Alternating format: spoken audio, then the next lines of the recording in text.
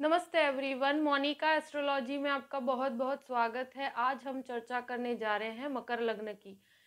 देखिए, मकर लग्न वालों के लिए फरवरी के महीने में किस तरह की स्थितियां हैं और कैसे हमें पूरे ही महीने को प्लान करना है, ये हम आज जानने की कोशिश करेंगे। देखिए, मकर लग्न और लग्न का स्वामी होता है शनि, और शनि आपके लग्न में स्थित है और वो है बुध के साथ। शुरुआत के 13 दिन तक सूर्य आपके लग्न में रहेगा यहाँ पर, और उसके बाद 13 तारीख के बाद वो चेंज होकर सेकंड हाउस में चला जाएगा गुरु के साथ। देखिए, ये जो लग्न का स्वामी लग्न में तो आपके काफी समय से भ्रमण कर रहा है, मगर शुरू के जो 13 दिन का समय है जब सूर्य की युति उसके साथ रहेगी, जो आपका अष्टम भाव का अधिपति है। तो देखिए, कोई भी चीज़ों में अगर कोई डिसीजन लेने की बात हो, तब आपके अंदर एक असमंजस रहेगा। आप जो भी प्रकार का कोई डिसीजन लेना चाहते हैं, या कोई परफॉर्मेंस है, या कोई भी प्रकार की इंटरव्यू के लिए जाते हैं, तो देखिए 13 दिन में ऐसा नहीं है कि आपका कार्य नहीं होगा, कार्य होगा, मगर मन के अंदर एक संशय भी रहेगा, मन के अंदर एक दुविधा रहेगी, और एक मानसिक चिंता का जो एक कहते हैं ना, 13 तारीख तक आपके सूर्य शनि की युति जो लग्न के अंदर बनती है, वो इंसान को बहुत चिंताओं में घेर लेती है। वो आपको काम बहुत अच्छा करवाती है, आपका मैनेजमेंट बहुत अच्छा होता है हर चीज में, क्योंकि शनि और बुध की जो युति है, वो इंसान को मैनेजरियल लेवल पर और फाइनेंशियल लेवल पर जो डिसीजन मेकिंग होता है, उसमें काफी अच्छे स्तर तक वो बुद्धि प्रदान करती है कि किस तरह से उसे आगे बढ़ना है। मगर फिर भी मैं कहूंगी कि 13 तारीख का समय तक आपको ध्यान रखना चाहिए। कोई भी स्थिति हो, बहुत ज्यादा चिंतित होने से बचिएगा, अपनी मानसिक स्थिति को खराब मत कीजिएगा। इसका एक रीजन के जो परिस्थिति है, उस परिस्थिति के अंदर भी आप बहुत डेप्थ तक जाकर सोचेंगे, उस विचारशील स्वभाव के कारण एक स्ट्रेस क्रिएट होता है। तो इससे एक एंग्जाइटी और एक अंदर ही अंदर, कहते हैं ना कि एक फ्रस्ट्रेशन भी क्रिएट हो जाता है। तो उस फ्रस्ट्रेशन से आपको खुद को बचा कर रखना है। बाकी एक तरह से कहा जाए कि सूर्य लग्न में होना आपके लिए एक कॉन्फिडेंस तो बिल्डअप करता है, जो अंदर एक आत्मविश्वास की एक ऊर्जा बनी रहती है। शनि और बुध की युति के कारण आप कोई भी प्रकार का जो डिसीजन होता है, वो फाइनेंस को हैंडल कैसे करना है, ये पूरी ही क्षमता आपको शनि प्रदान करता है। और बुध के साथ उसके अंदर एक, कहते हैं ना, प्लानिंग होती है, जो एक बहुत योग्य दिशा आप अपने फाइनेंसेस को दे सकते हैं। अगर आप ऐसी कोई पोजीशन के लिए ट्राई कर रहे हैं, 13 तारीख के बाद का समय बहुत एक्सलेंट है। आपके जीवन में मानसिक शांति भी रहेगी। अगर कोई परफॉर्मेंस भी होगा, तो उसमें एक बहुत ही सटीक और बहुत ही प्रोफेशनल अप्रोच होगा। आपका कॉन्फिडेंस भी बहुत अच्छा होगा, काम में वृद्धि होगी, और मेहनत का कोई ऑप्शन नहीं, मगर फिर भी मैं कहूंगी कि जो मेहनत करने पर जो आप योग्यता प्राप्त करेंगे, वो आपको 13 तारीख के बाद ज्यादा महसूस होगी। और एक तरह से कहूँ कि हर डिसीजन के अंदर आपको पॉजिटिव अप्रोच आपको प्राप्त होगा। सेकंड हाउस की बात करते हैं, तो दूसरे घर के अंदर गुरु है, और सूर्य 13 तारीख के बाद गुरु को साथ में रहेगा। उसके बाद क्या होता है, देखिए, गुरु सेकंड हाउस के अंदर सूर्य के साथ जब कुटुंब, घर, ऐसी कोई बात आती है, तो ऐसी स्थितियों के अंदर मैंने देखा है कि इंसान अपनी थोड़ी, सूर्य के कारण इंसान की वाणी में एरोगेंस आ जाता है, उसके शब्दों के अंदर ईगो झलकता है। तो ये चीज को आप कंट्रोल करके रखिएगा। अपने शब्दों को बहुत पोलाइटली बोलेंगे, तो आपके घर का वातावरण या घर के अंदर कोई भी कौटुंबिक स्थिति है, उसमें कोई तनाव क्रिएट नहीं होगा। और स्पेशली 8th हाउस के ऊपर भी सूर्य की दृष्टि है, और 8th हाउस का लॉर्ड भी सूर्य है। तो मैं यही कहूंगी, तो कुछ चीजें जो आपके अंदर आपने रखी हुई है, आप कोई भी फैमिली मैटर्स के अंदर आप उसको बाहर निकालेंगे, और उससे कुछ लड़ाई झगड़ा क्रिएट हो सकता है, या मानसिक तनाव हो सकता है, वहां पर कहीं एरोगेंस आ सकता है। तो उससे आपको बचना है। बाकी फाइनेंसेस की बात की जाए, तो देखिए, जब सेकंड हाउस का अधिपति खुद आपके लग्न में बैठा है, तो फाइनेंस में और आप कोई भी जॉइंट बिजनेस के अंदर आप आगे बढ़ना चाहते हैं, उसके लिए जो भी 13 तारीख के बाद का समय आपके फाइनेंशियल मैनेजमेंट के लिए भी बहुत अच्छा है, क्योंकि शनि बुध की युति लग्न में और वो सेकंड लॉर्ड भी है। तो एक तरह से आपको जो भी आप इन्वेस्टमेंट करते हैं उसके अंदर काफ़ी आपको पॉजिटिव रिजल्ट प्राप्त होंगे। आप जिस प्रकार से आपके अंदर वो एक क्षमता बढ़ेगी कि आपको कैसे अपने पैसों को मैनेज करना है, कैसे आपकी फाइनेंशियल इनकम को बढ़ाना है।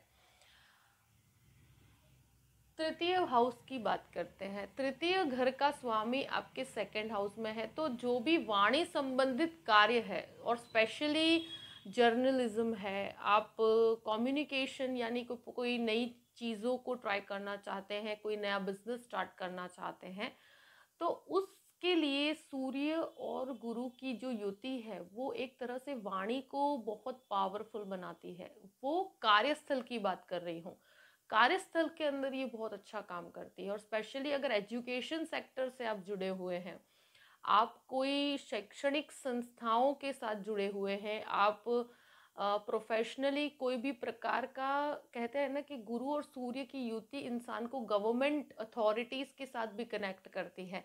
तो वहाँ पर अगर कोई परफॉर्मेंस देना है, आपको कोई जॉब के अंदर इस तरह का कोई परफॉर्मेंस देना है, बिजनेस के अंदर भी आपको इनिशिएट करना है, तो उसमें आप आगे बढ़ सकते हैं। कोई चिंता वाली बात नहीं है। कोई भी बदलाव भी होता है तो उसको आप स्वीकार कर सकते हैं, मगर उस बदलाव में इतना मैं ज़रूर कहूँगी, किसी के बहकावे में आकर अपने प्रेजेंट जो पोजीशन है उसको छोड़ देते हैं, तो आपके लिए बहुत कहते हैं ना कि प्रॉब्लमेटिक सिचुएशन है। Because 10th Lord 12th house में है और वो भी मंगल के साथ है। तो कभी कभी क्या होता है कि इंसान किसी के बहकावे में आकर जॉब को छोड़कर दूसरी जगह पर चला जाता है या अपने पैसों को गलत चीज़ों में इन्वेस्ट कर देता है। तो ये नहीं करना, क्योंकि हाँ, जॉब चेंज करना या आपका कोई भी नया कार्य शुरू करना है, कर सकते हैं, मगर वो सिर्फ और सिर्फ आपके खुद के कॉन्फिडेंस और आपके खुद के अनुभव के हिसाब से आप आगे बढ़िए। आपके एक्सपीरियंस के बेस पर आप खुद कोई डिसीजन लेते हैं, वो गलत नहीं होगा, मगर किसी के इन्फ्लुएंस में आकर अगर कोई कार्य करते हैं तो वो आपके लिए बिल्कुल भी मेरे हिसाब से योग्य नहीं है। फोर्थ हाउस की बात करते हैं। फोर्थ लॉर्ड आपका खुद 12th हाउस में है। देखिए, फोर्थ लॉर्ड एक तरह से जो आपकी प्रॉपर्टी का स्थान होता है, प्रॉपर्टी के अंदर आप कोई प्रकार का जो आपकी खुद का फैमिली का कोई प्रॉपर्टी है या खुद का कोई प्रॉपर्टी है, उसको रिलेटेड कोई मैटर है, उसको लेकर कुछ वाद विवाद हो सकते हैं, उसको लेकर असमंजस की स्थिति भी क्रिएट हो सकती है। अभी बहुत शांति बनाए रखिएगा। और देखिए, अगर आप कोई घर में रिनोवेशंस करवा सकते हैं, उसके लिए कुछ खर्च आप कर सकते हैं, क्योंकि आपका फोर्थ हाउस का लॉर्ड आपके व्यय स्थान में है। तो आप घर के अंदर कुछ खर्च करने के पीछे, लाइक डेकोरेशंस के पीछे, या कुछ फर्नीचर करवा सकते हैं। इस तरह का कुछ भी खर्च इस महीने होने की संभावना है, उसको लेकर कुछ एक्सपेंसेस हो सकते हैं। प्लस आपकी कोई प्रॉपर्टी संबंधित कोई मैटर है, उसके अंदर कुछ खर्च हो सकते हैं। मगर प्रॉपर्टी का मैटर आपका जो सॉल्व होना चाहिए, या इस तरह से कोई प्रॉपर्टी खरीदना चाहते हैं, बेचना चाहते हैं, तो उससे संबंधित जो आप डिसीजंस लेना चाहते हैं, उसमें थोड़ा सा अभी धीमापन है। एक तरह से कहूँ कि मानसिक जो शांति होनी चाहिए, मगर उसमें एक उतावलापन आपके क्रिएट हो रहा है, तो वो उतावलापन आपके अंदर वो नहीं होना चाहिए। और चतुर्थ भाव एक तरह से माता का भी होता है, और माता के स्वास्थ्य का भी इस महीने आपको थोड़ा सा ध्यान रखना चाहिए। बाकी एक तरह से अगर कोई भी प्रकार का डेकोरेशन या घर के अंदर कोई सजावट या कोई भी नया व्हीकल खरीदना चाहते हैं, उसके लिए कुछ खर्च करना चाहते हैं, तो ये पूरा ही समय आपके लिए काफ़ी सपोर्टिव है। फिफ्थ हाउस की बात करते हैं। राहु 5वें घर में है, और वो भी आपकी एक तरह से शुक्र की राशि है। तो शुक्र आपका 12th हाउस में है। बच्चों के साथ उनके खर्चों को लेकर आप थोड़े से परेशान हो सकते हैं। वेस्टफुल एक्सपेंसेस जो बच्चे करते हैं, या संतानों के साथ कोई भी विवाद होने की संभावना इसी वजह से बनती है कि आप उनके क्रिएट किए हुए खर्चों में, और वो भी लग्जरियस एक्सपेंसेस को आप कंट्रोल करवाना चाहते हैं, उसको लेकर थोड़ा असमंजस हो सकता है। स्टूडेंट्स अगर कोई विदेश जाना चाहते हैं, उसके लिए अगर आप कोई भी फैशन डिज़ाइनिंग का कोर्स है, आईटी प्रोफेशन है, टेक्निकल कोई कोर्स है, या प्लस इंटीरियर का कोई कोर्स है, इस तरह का कोई आर्किटेक्चरल संबंधित कोई कोर्स के लिए अगर आप बाहर जाना चाहते हैं, तो विदेश की संभावनाएं पूर्ण रूप से आपके सपोर्ट करती है। उसके लिए कुछ खर्च आपके बने रह सकते हैं, क्योंकि 12th हाउस का अधिपति खुद 2nd हाउस में है। तो ऐसी कोई भी सिचुएशन है तो उसको लेकर कुछ खर्च हो सकते हैं। राहु जब 5th हाउस में होता है, प्रेम को लेकर भी कुछ भ्रम पैदा होता है। आपको लगता है कि आपको रिलेशनशिप को बहुत, आपका किसी तरह से किसी व्यक्ति के प्रति अट्रैक्शन हो सकता है, आकर्षण, मगर ये एक भ्रम है आपका, और ये संशय की स्थितियां मन में क्रिएट होती हैं। तो हो सके तो कोई भी रिलेशनशिप है तो उसके अंदर बहुत सीरियस मत होइएगा। इसका एक कारण है कि जब राहु है तो वो इंसान के मन में सिर्फ इस तरह की इमोशंस क्रिएट करता है, फिर उसको पूर्ण रूप से ख़त्म कर देता है। तो अब इंसान के मन में काफ़ी पेन क्रिएट होता है। तो ये चीज़ों में बहुत इन्वॉल्व मत होइएगा।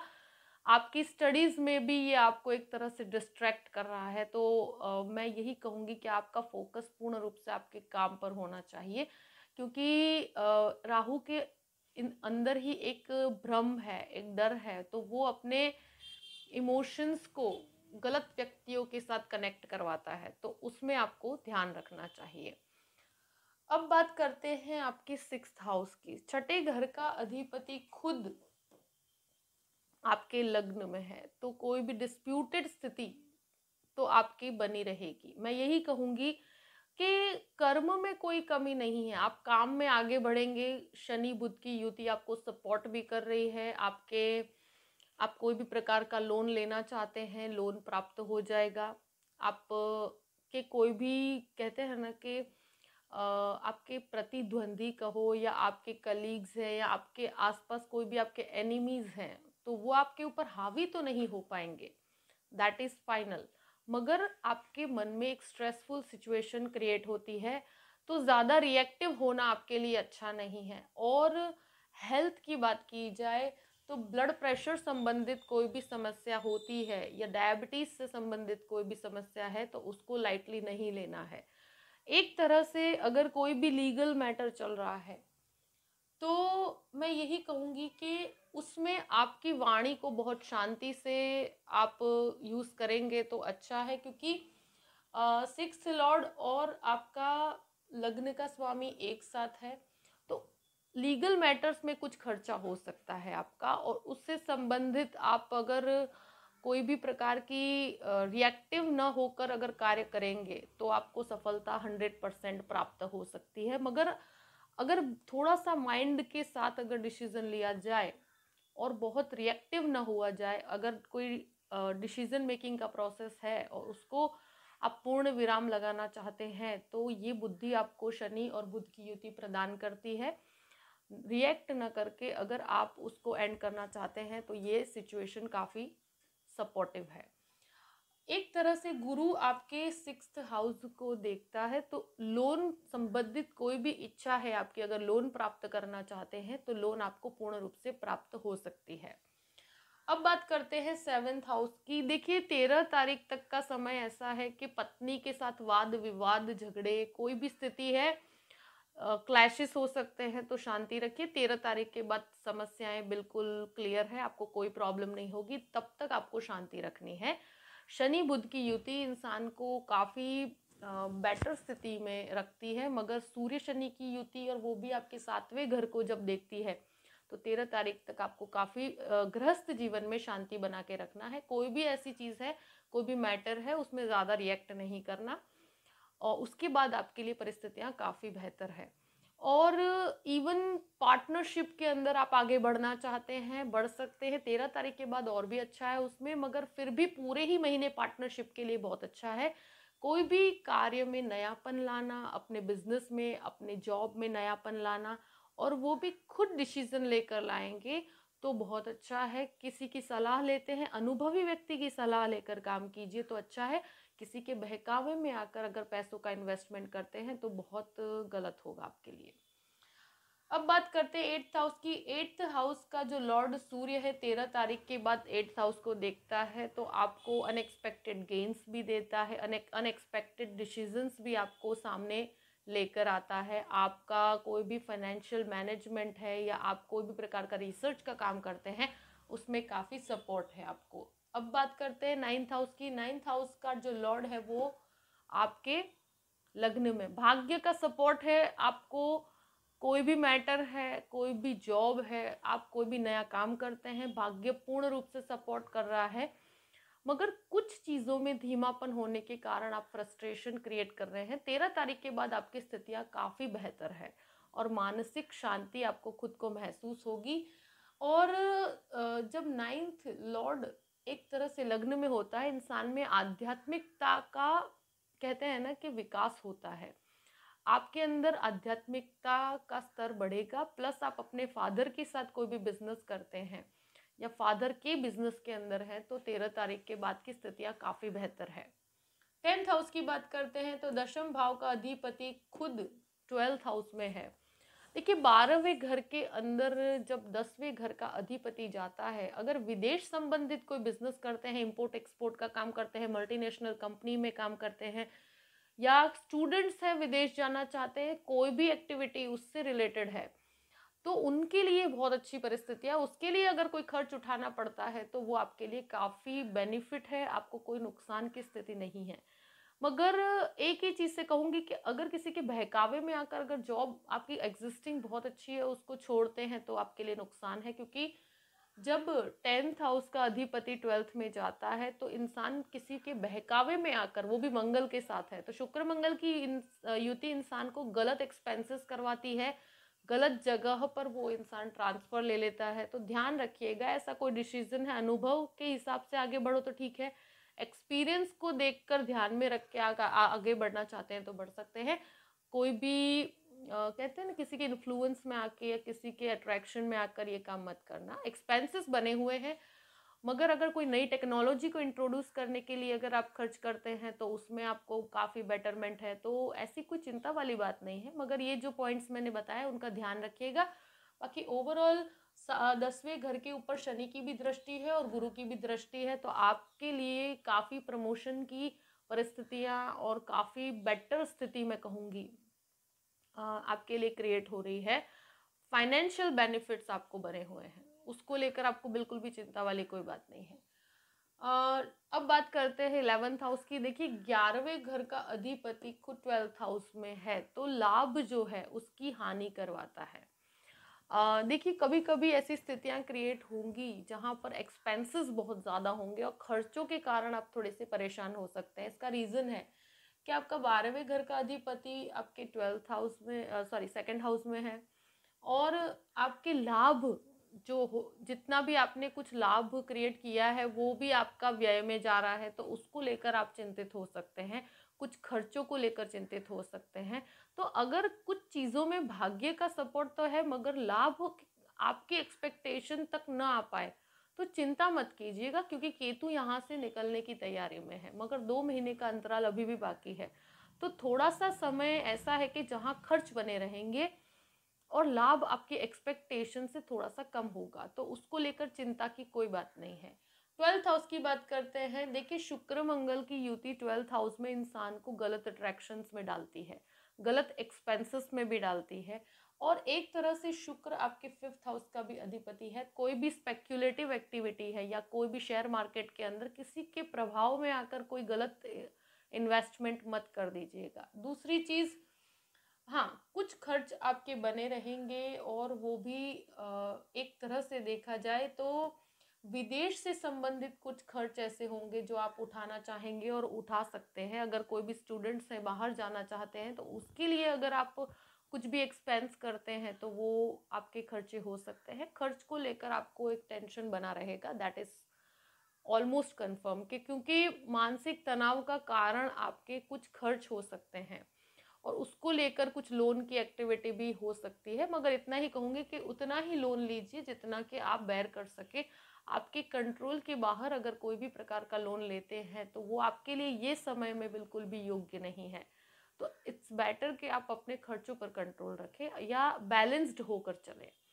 देखिए, ओवरऑल सभी परिस्थितियों को मैंने आपके सामने रख दिया है। आई होप कि ये वीडियो आपको पसंद आया होगा। अगर पसंद आए तो लाइक भी कीजिएगा और सब्सक्राइब भी कीजिएगा। देखो, अगर आप मुझसे कंसल्टेशन लेना चाहते हैं तो डिस्क्रिप्शन बॉक्स में मैंने अपना ईमेल आईडी दिया हुआ है, astrologymonica@gmail.com। आप उस पर मेल कर सकते हैं। मैं आपको पूरी ही जानकारी बताऊंगी और पूरा ही प्रोसेस समझाऊंगी कि किस तरह से आपको आगे बढ़ना है और कैसे आप मुझसे कंसल्टेशन ले सकते हैं। और अपने पूरे महीने को एक नई दिशा प्राप्त करवाइए। देखिए, परिस्थितियां पहले से बहुत बेहतर है। 13 तारीख के बाद परिस्थितियां और भी बेहतर हो रही है। तो मानसिक तनाव से आप बाहर निकलकर हमेशा खुश रहिए और काफ़ी सफल हो आप, यही मनोकामना करती हूँ मैं। Thank you so much. जय श्री कृष्ण।